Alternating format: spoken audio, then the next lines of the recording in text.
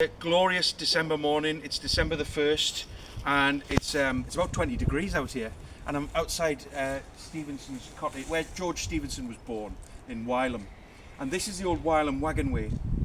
And Wylam's got a very unique history in the birth of the Industrial Revolution. So four real key guys came from Wylam who pioneered the steam locomotive, and these were Christopher Blackett. And Blackett owned a newspaper in London, so he was aware of what was going on with steam technology in the wider country. And then there was Hackworth and Headley, who were two engineers from Wylam, and then there was, of course, George Stephenson, who was born here.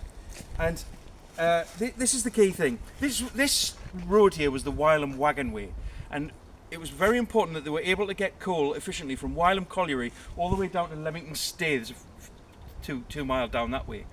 And the first engines, the first locomotives they used to do this was Puffing Billy, built in 1813, and 2 years later they built Wylam Dilly. Now these two massive steam engines, steam locomotives, the first real locomotives, certainly in this part of the world, they were not perfect. They made huge screeching noises that terrified horses. They constantly broke down. They cracked the rails. They had this massive hammer sound as they went along. They were always breaking down, like I say, and they were just very inefficient engines, and they were always leaking as well, so spilling oil everywhere and all this on this road.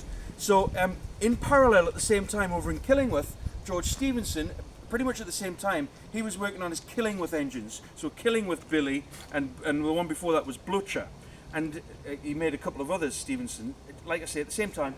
So George Stephenson, he was the engine wright at the Killingworth Colliery, and George Stephenson really made engines that were, you see, because the engines that were made by Hackworth and Blackett here, and Headley, because they were so inefficient, it put everyone off the idea of a steam locomotive. People thought, oh, these terrible loud things, they don't really work properly, they're too loud, they're inefficient, they terrify horses, they're no good. And it took Stephenson, because Stephenson was so well respected by other colliery owners, other mine owners around the place, that he was eventually given permission to make his own engine. Because at that time, the consensus was that these are just a bad idea. Locomotives don't work. The engine should be used for winding the pit wheel, but that's all. Not for transporting for pulling the carts and everything by rope. But so the locomotive, that took Stephenson's genius to really make the perfect engine. Through perseverance and all that, he was able to perfect the design, which is pretty much the design for Stephenson's rocket is the design that went on to form the basis for all steam locomotives. So he really did get it right, and this is where he was born.